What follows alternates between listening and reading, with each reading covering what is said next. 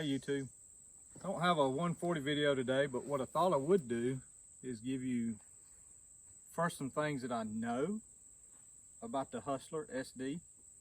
It's a Raptor SD, and then some opinions about it. But so a couple things, my opinion, and I really don't have nothing else to compare it to as far as like a John Deere or a Gravely or a Dixie chopper or anything like that. I haven't drove one of those.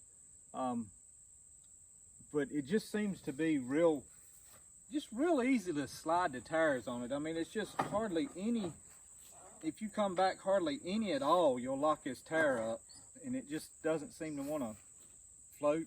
I mean, it cuts good.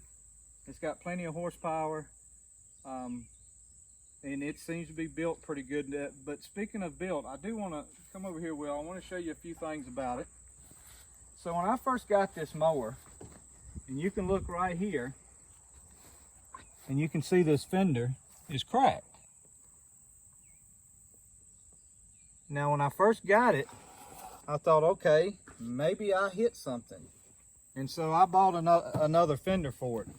And then all of a sudden the other fender cracked. Well, lo and behold, and this is the part that I really have a problem with Hustler on, is there is a bar up under here that connects the hydraulic units together, and it also serves as some frame purposes, and it was a small V-channel bar that was flexing. It was allowing the whole chassis of the mower to flex.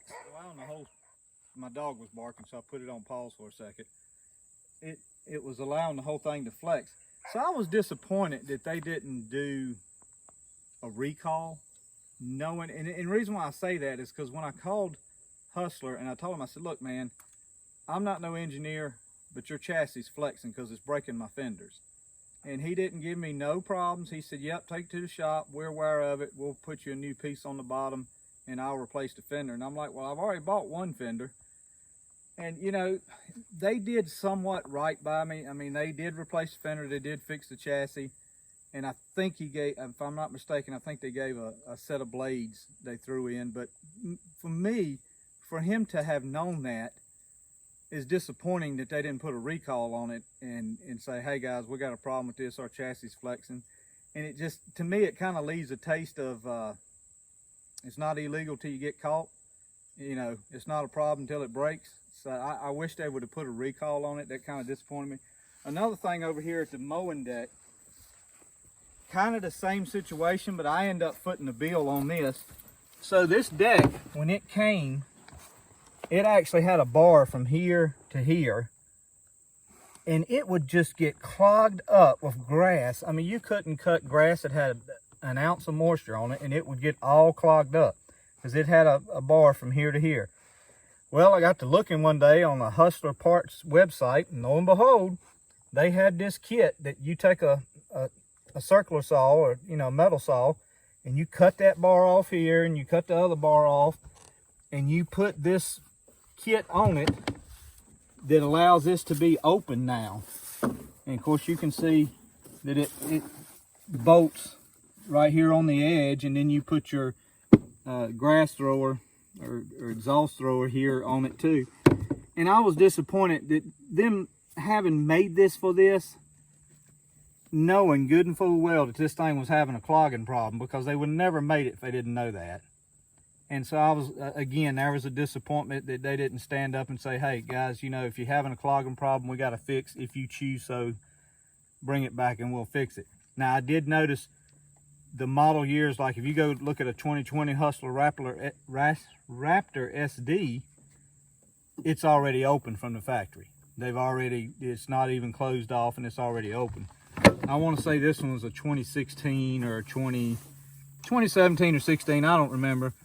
But it's a 54-inch cut, and I used to wash it a lot, but a guy told me, he said, don't wash it as much because that water can get into those seal bearings and ruin those seal bearings. So I actually only wash it every so often now. I try to just blow this grass off when I'm done. I hadn't, honestly, the last couple of times, just with all these rain, it seems like you're mowing one day after the next. But other than that, I mean, it seems to be a good good mower.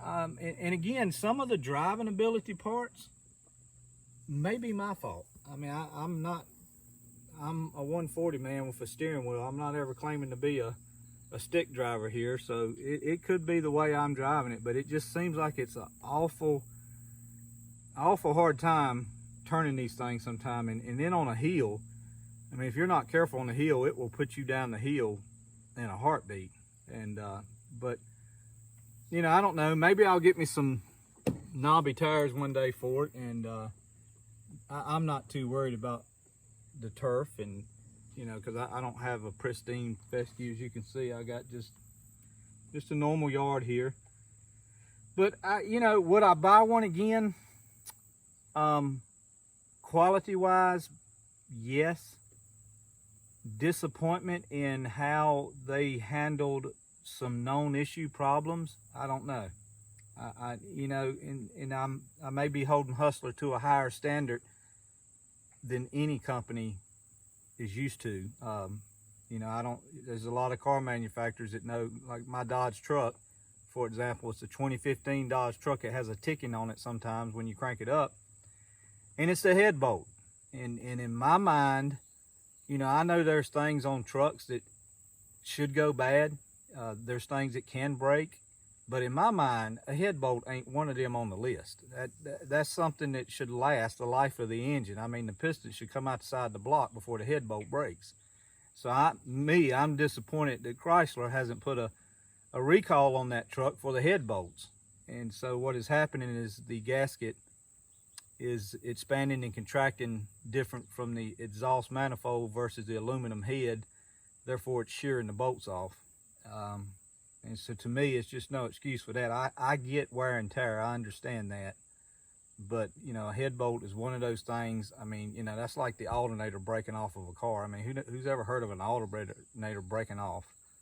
But anyway, that's besides the point. So what's coming down the road, I'm gonna switch the points on the chisel plow. I call it my chisel plow.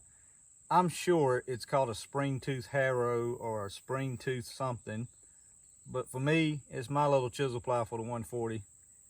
And I'm gonna turn the points around on it, and I'll do a video on that. I'm trying to hold off on any fescue sowing till after Labor Day, and any plowing till after Labor Day. I really like for my plowing to be closer on to October if I can. I do have some corn stubbles at the garden at my buddy's house up the road, with the one with the sunflower field. I do want to cut that here maybe in the next, well, as soon as I can, really, maybe a couple days, week at the most. And so we'll get that cut, and then I need to refresh myself on the plow manual.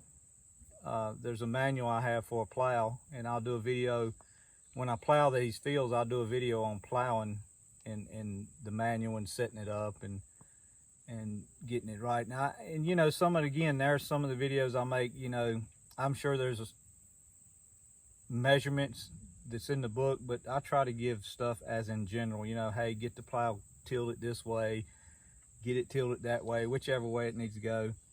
And I don't try to stick so much to, okay, get your tractor up 8 inches on some blocks and get the plow perfectly level with a level. I don't really get into all that, but I mean, it's not that it's important, but in the grand scheme of things, when you're plowing, it doesn't make that big of a difference. But anyway, so we're gonna do that, and losing my cameraman Saturday. Let me have his. My cameraman's going to Sunday, going to college, and I guess that's gonna be my next cameraman.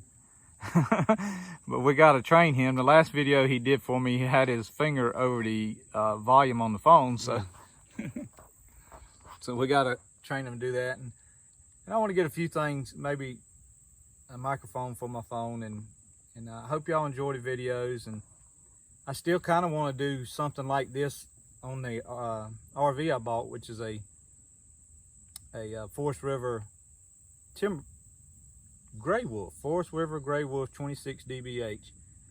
And you know, there's some things about it from the factory that just, you know, and there's some stuff about the place I bought it from, just you know, maybe educate people and help them out, and they won't have to go through some of the same headaches.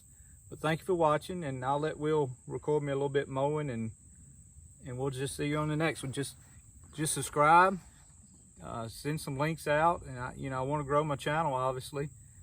I will say this, I do want to monetize my channel, but not for probably what you think. I want to monetize it because I want to take the funds off of it and, you know, help build the channel, but most of the funds I want to send to missionaries across the world. And so that's kind of my goal with this, is to do that. And so yeah, like and share it, and we appreciate it. Thank you.